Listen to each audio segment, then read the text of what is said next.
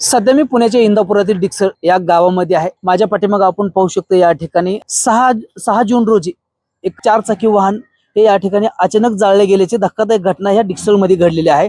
नेमकी घटना काय होती, कशा प्रकारची घटना घडली गेली, कशा प्रकारचं हे वाहन जाळलं गेलं आणि नेमकं त्यांचं अधिकचं म्हणणं काय। आपल्यासोबत या ठिकाणी नुकसानग्रस्त आहेत डिक्सळ या भागातील नुकसानग्रस्त सविता काळे ह्या ताई आहेत आपल्यासोबत। ताई, काय सांगाल नेमकं काय प्रकरण झालं आणि तुमचे जे वाहन आहे ते कशा प्रकारचं जाळलं गेलं, नेमकं तुमचं म्हणणं काय आहे त्याच्यावर? मी सविता काळे गुरुवारी 28 तारखेला संध्याकाळी 7 वाजता इष्टाच्या चॅटिंग वरून काही लोक ग्रामस्थ 30-40 जण घरात घुसून मला आणि माझ्या पोराला मारहाण केली। मारहाण केल्याच्या नंतर पोलीस स्टेशनला गेलो। तिथं ते म्हणले की पोलीस स्टेशनला जाऊ द्या, आम्ही मिटवून घेतो। हे पोलीस पाटील म्हणाले आता काय असं करून देऊ नको, म्हणून हे मॅटर आम्ही वकिलांच्या कॅबिन मध्ये जाऊन लिहून दिलं मी त्यांना हा मॅटर झालेला। त्याच्यानंतर दिवसांदिवस ओलांडून गेले। 8 दिवसाखाली ते मॅटर मिटल्यानंतर, इष्टाचं मॅटर मिटल्यानंतर 8 दिवसांनी बरोबर शनिवारी पहाटे 3:30-4च्या सुमारास गाडीला पेट्रोल ओतून आग लावली। आग लावणारे माणसं जे घरात आलेले होते त्यांनीच आग लावली। मला 100% खात्री आहे की त्यांनीच आग लावली माझ्या गाडीला।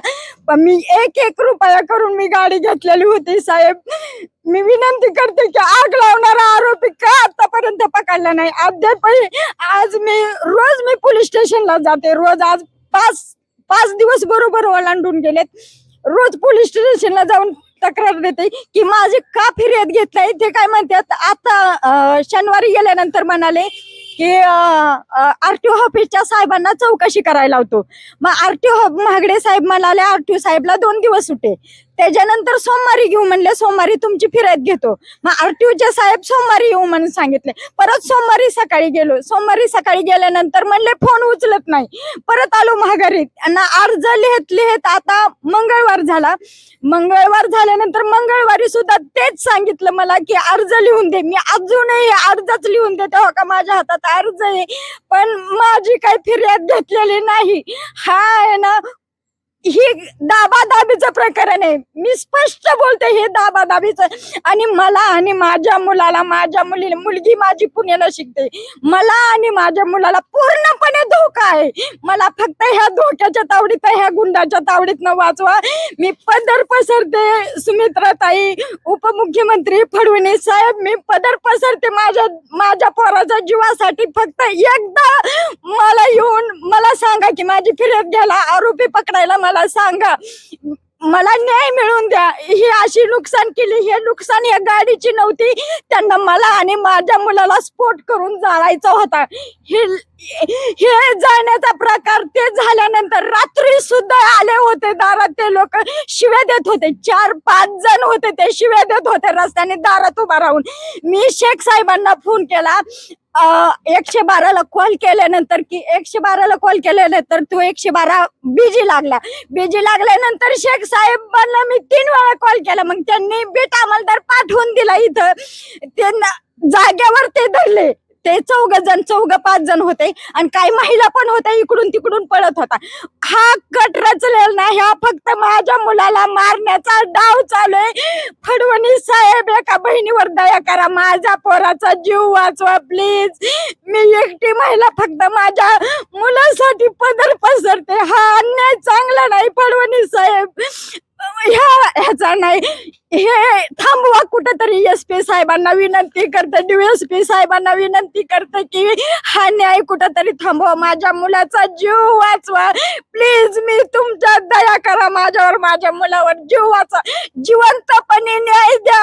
मेल्यानंतर पंचनामा होईल, सगळं काय होईल, मला त्याच्याशी काय घेणं देणं नाही। फक्त जिवंतपणे एका महिलेचा आत्मा जाणून घ्या, तिच्या काळजाला जाणार, एका मुलासाठी ती पदर पसरते। फडणवीस साहेब दया करा, SP साहेब दया करा।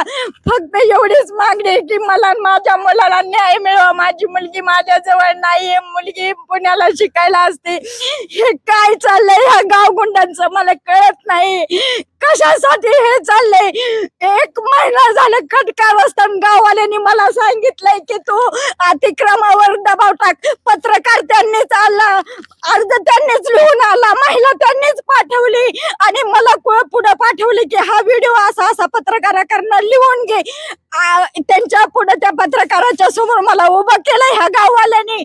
ह्या गाववाल्याने उभं केल्यानंतर तो व्हिडिओ व्हायरल झाला आणि माझ्यावर, माझ्या मुलावर कटकारस्थान चालू केलंय. रोजची रोज मारायला दारात माणसं बाहेरच्या आणून मला आणि माझ्या मुलाला धमकी देतात. साहेब, फक्त जीवाची भीक मागतो, जिवंतपणे न्याय द्या साहेब. फडणवीस साहेब, SP साहेबांना विनंती करते की माझ्या मुलाला आणि मला वाचवा, मुलीला वाचवा. माझ्या मेल्यानंतर काही नाही हो, कुणी कुणाची दया करत नाही, फक्त पंचनामा होतात, विषय मिटून जातात. पण आज जिवंत महिला भीक मागते तुम्हाला, भीक मागते तुम्हाला.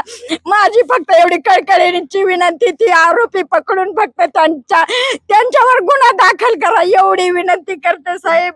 तुम्हाला साधारणतः कधीपासून हा त्रास होतोय, तुम्हाला असेल किंवा तुमच्या कुटुंबाला असेल, कधीपासून तुम्हाला हा त्रास होतोय, कधीपासून तुम्ही ह्या त्रासाला सामोरे जाताय? गेल्या 4 वर्षाखाली अजून 5 वर्ष पूर्ण झालेले नाहीत. सरपंच पदासाठी मी फॉर्म भरला होता, त्याच्यामुळे हे सगळं कटकारस्थान त्यांनी चालू केलंय माझ्यावर. आता या संदर्भात तुम्ही आता झालेल्या नुकसानी संदर्भात किंवा झालेल्या घटने संदर्भात आता पोलिसात काय गुन्हा दाखल केलाय का? काय नाही? आता फक्त अर्जच लिहित आले. आतापर्यंत अद्यापही काही कुठली फिर्याद नाही, कुठला आरोपी शोधला नाही, कुठल्या आरोपीचा तपास केला नाही. त्यांनी फक्त म्हणतात अर्ज द्या आणि घरी जा, अर्ज द्या, घरी जा आणि उद्या बोलवतो आणि परवा बोलवतो, एवढंच चालेल, बाकी काही नाही. आता तुम्ही पोलीस प्रशासनाला काय मागणी केली आता नेमकं? एवढीच मागणी करते की त्यांनी एवढी नुकतं माझ्या लेकरांच्या जीवासाठी मी भीक मागते. मला काय नको, ह्या गुंडाच्या तावडीतनं मला वाचवा, हे मारून टाकणार ही मी खात्री देऊन सांगते साहेब.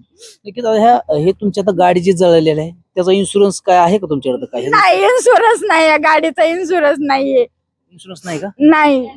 नाही, गाडीचा इन्शुरन्स नाही. किती दिवस झाला इन्शुरन्स आपला? 15 दिवस, महिना होत आला, इन्शुरन्स नाहीये. आपण खर तर या ठिकाणी ह्या खर तर ताईंच्या अर्थहाक आपण खर तर ऐकलेले आहेत. खर तर राज्याचे उपमुख्यमंत्री सुनेत्रा वहिनी असतील किंवा राज्याचे मुख्यमंत्री देवेंद्र फडणवीस यांना देखील या ठिकाणी खर तर ह्या भगिनीने देखील अर्थहाक देखील दिलेली आहे. खर तर आजच्या ह्या माध्यमातून देखील त्यांनी जे कोण संबंधित असतील त्यांच्यावर देखील कारवाईची देखील मागणी देखील केलेली आहे. परंतु आपण जर पाहिलं तर अशा प्रकारची ही गाडी, ही जी वाहन आहे, अशा प्रकारचं जाळल्याचं या ठिकाणी धक्कादायक घटना ह्या डिक्सलमध्ये घडलेली आहे. साधारणतः ही घटना 3:30 ते 4:30 ह्या सुमारास घडलेली आहे. परंतु ह्या घटनेमध्ये हे संपूर्ण जे वाहन आहे पूर्णपणे जळून खाक झाल्याचं आपल्याला या ठिकाणी पाहायला मिळत आहे. गाडीचं जे पुढचं जे संपूर्ण जे भाग आहे, गाडीचं इंजिन असेल किंवा संपूर्ण पुढचा भाग आहे, तो पूर्णपणे जळून या ठिकाणी खाक झाल्याचा ते एकंदरीत या ठिकाणी चित्र पाहायला मिळतात. परंतु आता याबाबत देखील संबंधित भिगवण पोलीस स्टेशन या ठिकाणी देखील त्यांनी तक्रार निवेदन देखील दिलेलं आहे. परंतु अद्याप त्यांच्या म्हणण्यानुसार कुठल्याही प्रकारचा गुन्हा देखील सदर व्यक्तींवरती देखील दाखल झालेला नसल्याचं देखील त्यांनी सांगितलं. परंतु आजच्या या माध्यमातून त्यांनी देखील संबंधितावरती देखील गुन्हा दाखल करण्याची देखील मागणी केली आहे. परंतु येणाऱ्या काळामध्ये आता खरंच संबंधित प्रशासन असेल, खरंच आता ह्यांच्या मागणीकडे कशा प्रकारचा दाद देते आणि खरंच येणाऱ्या काळामध्ये आता संबंधितावरती गुन्हे दाखल होणार का, हे देखील पाहणं अधिक महत्त्वाचं ठरणार आहे. सुंदर कुसाळकर, LS मराठी, इंदापूर.